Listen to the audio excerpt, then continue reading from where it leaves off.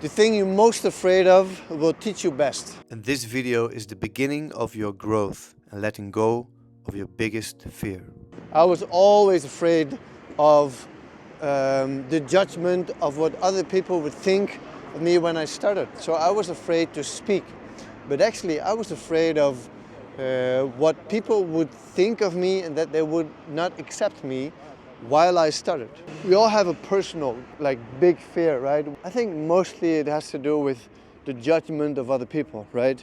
Could be your body physically, could be what they think of you career-wise, your looks. Taking action towards your biggest fear is maybe the bravest thing you can do. You will grow the most. Your biggest fear is also related to creativity. Is there a creative project you want to pick up? Or you're actually avoiding because of all things in your head? You start to make up things that are less important than just doing that creative thing. If there's something that you feel like, I really want to do, and you think about this like more than one time, more than two, maybe a couple months, maybe a couple years. What is blocking you in your life? If you take steps towards this, you will notice massive changes in your life, more synchronicity, more flow. If you are connecting with your creative self, like the thing, and you start doing what you actually want or need to do, your life changes. Like if I wanted to speak fluently for a short car, you go. Traffic rules, they don't care. I had two choices, namely to be stuck in that fear and so not speak, right? And just avoiding people, avoiding parties, avoiding all that stuff. Or I could be bold, starting to walk towards people, shake their hands and say my name while I was afraid of stuttering. That would be way better than actually avoiding it. So the solution was also really simple. Do it. My first really big thing that I did for myself was when I was 17. I was so frustrated with not being able to tell my name, share my name, and I couldn't talk to girls. I couldn't, I was just shy. I could dance really well. But then when they would kind of like me or kind of like when there was something going on, I would always block.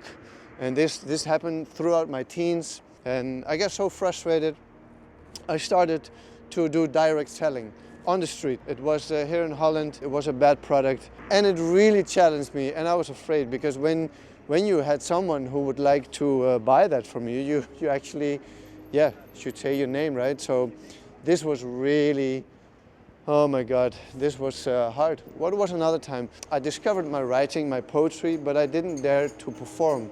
So this performing was another big step for me, and I started with poetry, then I did stand-up comedy, and then literally I died many times on stage. The last 2 years went really well.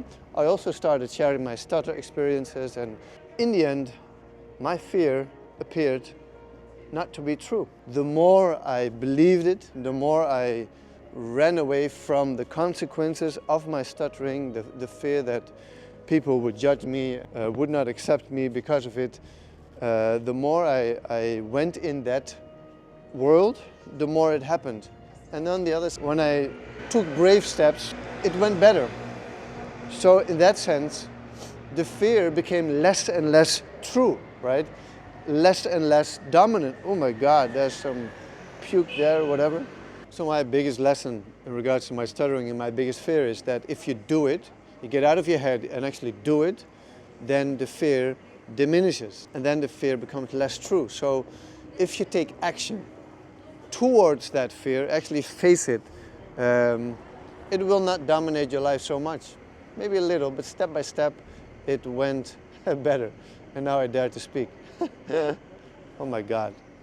And I'm waiting for the tram. Volgende halte, next stop, Paul Krugerplein. When I do capoeira, when I write poetry, make videos, I'm there. I'm just in the moment and things will flow. Like directly, I will notice that more synchronicity is in my life. I share this with my partner, my ex-wife, and she also has this. We both know this. that when we are on our path, when we face our fears, take action, and it can be whew, marijuana, oh. And it can be tiny. But I can assure you, if you face your biggest fear, you will grow. Like, things in your life will actually start to change in a way that you cannot predict. And of course, this goes with ups and downs. It will be hard or confronting. In my process, a lot of tears, sadness, a lot of trauma, things in regards to the stuttering and not being able to speak and being blocked. But it was worth it. Like those 7 years of stand-up comedy performing, wow. It brings me now joy. I know comedy, I know the techniques. I can perform on stage in front of cameras. It gives me a lot of confidence. And the best part is, like, I discovered that I didn't play. Like the first 5 years, I had a bit of difficulty with, my sets and stuff. My first set went well, maybe my best set ever. But after that, I had a bit more difficulty. And what I was lacking was the play factor. So if you play, if you embrace your creativity, you also play, you let go of this perfectionism, this creative, I don't know, blah, blah, bullshit. You dive into a flow. If you combine this with your biggest fear, whatever that is, take tiny steps and put in your pocket like these play vibes, the mindset that, it's not so serious. What happens if you actually do your fear, face your fear? Try it out. I'm doing it right now. See you. Ciao.